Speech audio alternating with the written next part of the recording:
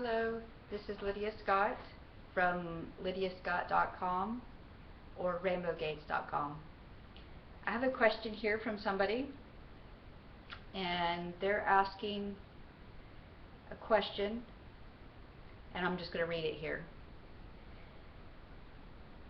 You indicate in several places in my upcoming book, Storming Emerald City, you indicate that this is your universe. You also mention at one point you can custom design your true power. I understand what that means, but I'm just wondering if you have ever considered that if it is your universe, can you change the laws under which it operates? What if we can change the law of attraction under which our personal universe operates so that it will only ever manifest good things for us? What if we can actually change that law? In other words, suppose I put out the frequency of worry. If the law has been changed for my universe so that it will never manifest something for me to worry about, then I would be safe to worry. That is a very good question, and I think that that very question, is one that started this whole dream, this whole Maya. And the reason that the dream got started was because we thought of separation. We wondered, wow, could we ever have our own, do we have our own free will? And if we ever did things differently than what's done here in reality, not this reality, reality, home, beyond all illusion, could we do anything differently, and what would that be like? And could we still have fun in it? So here we are. Now, there's several points here, and I wouldn't want to limit any kind of potential reality, because that's what our higher power has done essentially in all of us. It has split into many, many forms so that we can all go in and experience these multiple infinite realities. So this idea that we could limit the manifestations and keep our negative thoughts and worry is part of what we have tried to accomplish here, actually. And we've been pretty successful, because what we've done is we have gone from a high frequency, which when we thought of something, it immediately manifested. And we have created an environment that has slowed light frequency, all the frequencies down, so that our thoughts do not manifest very quickly. That's why when people say, well, I've been thinking all these good thoughts for about a day or so and I don't see anything happening. That's because in this third density, we have done ourselves a great favor by slowing it all down so that we can take time to learn the real point in manifesting. The real point is that once we start manifesting these great things outside us, then we start realizing that, oh, these things outside of us that are so fun don't really make that much difference on my inside necessarily. Because we can manifest houses and cars and money, but we may have forgotten to manifest what truly makes us happy, which is internal feelings of love and joy and happiness.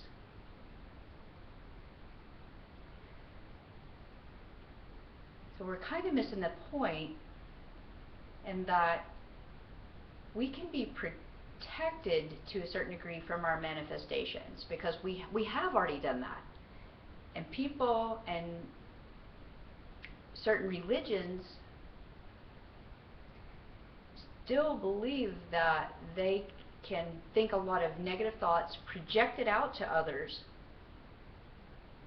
and not receive the effects of that.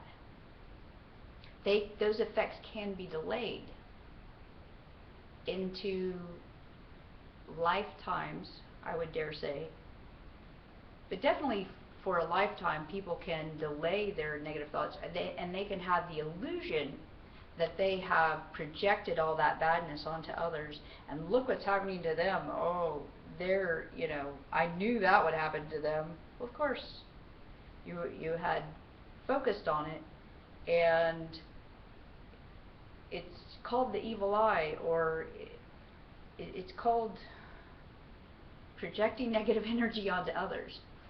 But what's interesting, and psychologically speaking, as a therapist, you cannot do things to others that you have not already done to yourself. So if I'm putting negativity onto others, I have already done it to myself. And I may believe that I am happy, but what am I really when I have wished harm on somebody else, and I had an attitude of like, haha, see, that happened to them, and I'm better. We have a false sense of being better than somebody, and we have a false sense of happiness, of joy. Let me be clear about that. A false sense of joy. We can, in the moment, be happy. We can have excitement, but it is not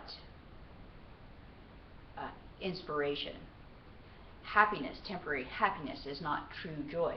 True joy needs nothing to have, it needs no reason to be. Happiness is usually dependent on something happening, or a manifestation. It's based on illusion, something that can be threatened, taken away, lost, rust, burnt.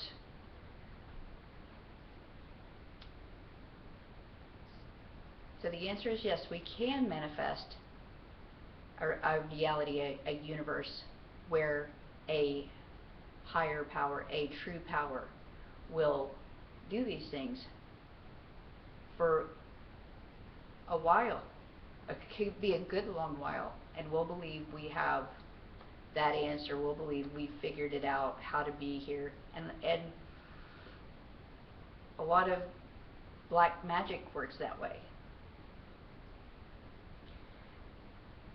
But at some point, we're going to start to realize that it's the internal happiness that is the most important thing that's going on, not whether we have money and cars and things surrounding us. We're going to start to realize that, oh, we tried to get those things to make us happy, but they haven't made us happy, nor has been feeling better than anybody made us feel happy. We're going to start to realize at some point, as we grow spiritually, that it's what's inside here that is the most important. What's the really fun part of manifesting is the joy that you feel before the manifestation even happens.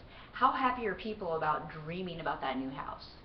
Oh, I've got this wonderful house I'm thinking of, and it's got rock and it's got wood, and they feel good.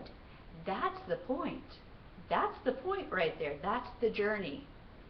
Because when you actually get to the house and you're closing on the house and you have the responsibilities for the bills, oh, that doesn't feel so good. The reality of things do not necessarily feel as good as the manifestation, the energy that you're putting into it. So that's part of the energy, the way you feel when you're manifesting is the point.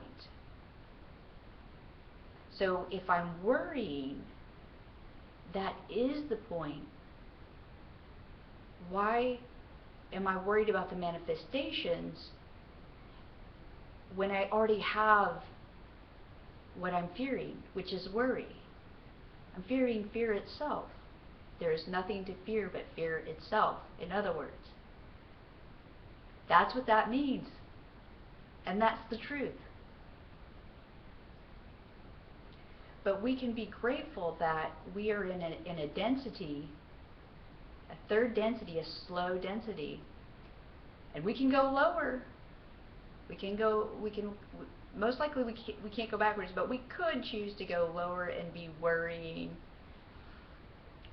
And then as that manifestation is approaching, we have an illumination, we accept a miracle, or somebody intercedes for us in prayer. A guardian angel can do that. They can intercede for us and stop that manifestation or dilute it, dilute the energy of that, and get positive energy in with this. And then we're kind of protected like little babes. And we are protected like little babes. And as we start to learn, we start to see our thoughts manifest more quickly, and that's the quickening. And that's when we're growing up spiritually. And our guardian angels and our higher power, and we have come here to learn to do this. So when you start seeing manifestations of your thought, it's not a bad thing. It's a great thing when you find it happening more quickly. Anyway, I hope that answers the question. If you would like to know more about the process of cleaning up all those thoughts and getting out the stuff that's undergirding the reason why we worry, visit lydiascott.com or rainbowgates.com, and I have more information about clearing those undergirding templates or matrices that we have inside ourselves that keep those undesired manifestations from coming. But remember, what's important is what's on the inside. Have a great day and have a great life. This is Lydia Scott. Bye.